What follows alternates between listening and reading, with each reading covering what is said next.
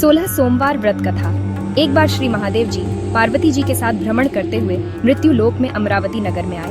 वहाँ के राजा ने एक शिव जी का मंदिर बनवाया था। शंकर जी पार्वती जी के साथ वहीं ठहर गए। एक दिन पार्वती जी शिव जी से बोली, नाथ आइए, आज चौसर खेलें।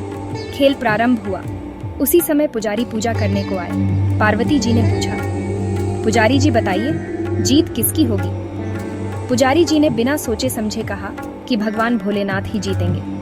किंतु अंत में जीत पार्वती जी की हुई। पार्वती जी ने मिथ्या भाषण के कारण पुजारी जी को कोढ़ी होने का श्राप दे दिया। पुजारी जी कोढ़ी हो गए। कुछ दिन बाद देवलोक की अप्सराएं पूजन के लिए आई और पुजारी जी को देखकर उनके कोढ़ी होने का कारण पूछा। पुजारी जी ने सब बातें बतला दी। अप्सराएं बोली, पुजारी जी आप 16 सोमवार का व्रत करो, महादेव जी आपका कष्ट दूर करेंगे। पुजारी जी ने उत्सुकता से व्रत की विधि पूछी। अप्सराओं ने पुजारी को 16 सोमवार व्रत की विधि बताते हुए कहा कि सोमवार के दिन सूर्योदय से पहले उठना, फिर स्नानादि से निवृत्त होकर स्वच्छ वस्त्र धारण कर लेना। इसके उपरांत आधा सेर गेहूं के आटे का चूरमा बनाकर उसके 3 भाग कर लेना। फिर भगवान शिव की प्रतिमा के समक्ष घी का दीपक जलाकर गुड़, नैवेद्य, फूल, बेलपत्र, चंदन, अक्षत, जनेऊ का जोड़ा लेकर विधि विधान प्रदोष काल में भगवान शिव की पूजा करना।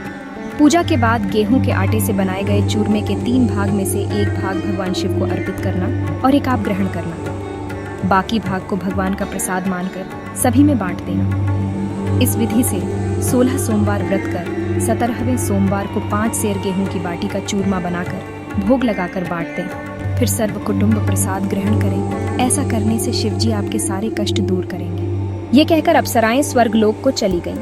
पुजारी जी यथा विधि व्रत कर रोग मुक्त हुए और पूजन करने लगे। कुछ दिन बाद शिव पार्वती जी पुनः आए। पुजारी जी को कुशल देखकर पार्वती जी ने उनके रोग मुक्त होने का कारण पूछा। पुजारी जी के कथन अनुसार पार्वती जी ने व्रत किया। फलस्वरूप कार्तिकेय जी पार्वती माता के आज्ञाकारी हुए। कार्तिकेय जी ने भी माता पार्वती से पूछा कि क्या कारण है जिससे मेरा मन आपके चरणों में लगा। पार्वती जी ने वही व्रत बतलाया। कार्तिकेय जी ने भी व्रत किया। फलस्वरूप उनका बिछड़ा हुआ मित्र मिला। उसने भी कारण पूछा और बताने पर विवाह की इच्छा से यथा विधि व्रत किया। वह विदेश गया। वहां राजा की कन्या का स्वयंवर हो रहा था। राजा का प्रण था कि हथिनी जिसको माला पहनाएगी उसी के साथ पुत्री का विवाह होगा। वह ब्राह्मण भी स्वयंवर को देखने की इच्छा से एक और जा बैठा। हथिनी ने माला इसी ब्राह्मण कुमार को पहना दी। धूमधाम से विवाह हुआ। तत्पश्चात दोनों सुख से रहने लगे। एक दिन राजकन्या ने पूछा कि आपने कौन सा पुण्य किया जिससे राजकुमारों को छोड़ हथिनी ने आपको चुना? ब्राह्मण ने 16 सोमवार का व्रत सहविधि बताया। राजकन्या ने पुत्र प्राप्ति के लिए व्रत किया और सर्वगुण संपन्न पुत्र प्राप्त किया। बड़े होने पर पुत्र ने पूछा, माताजी किस पुण्य से आपको मेरी प्राप्ति हुई? राजकन्या ने सब विधि 16 सोमवार का व्रत बताया। पुत्र राज्य की कामना से व्रत करने लगा। उसी समय दूसरे राज्य के राजा के दूतों ने आकर उसे अपनी राजकुमारी के लिए चुना। आनंद से विवाह संपन्न हुआ।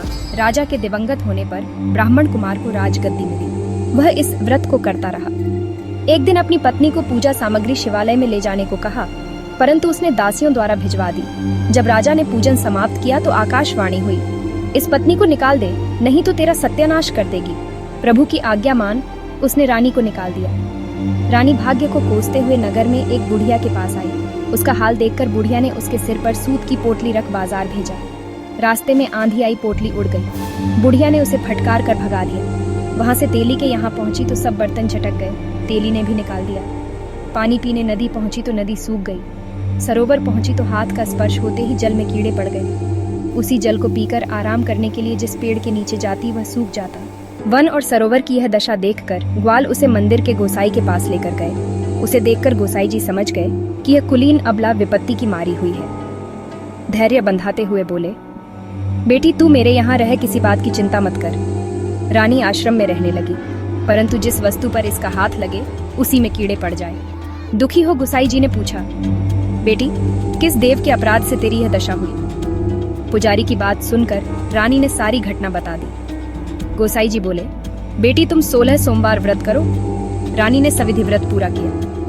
व्रत के प्रभाव से राजा को रानी की याद आई और दूतों को उसकी खोज करने भेजा।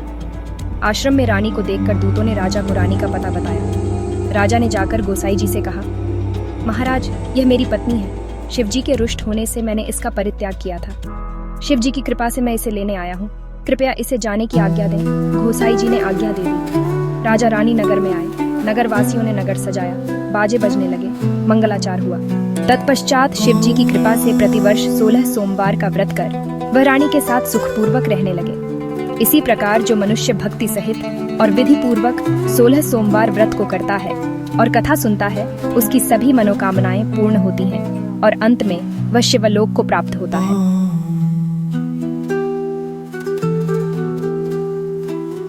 अरे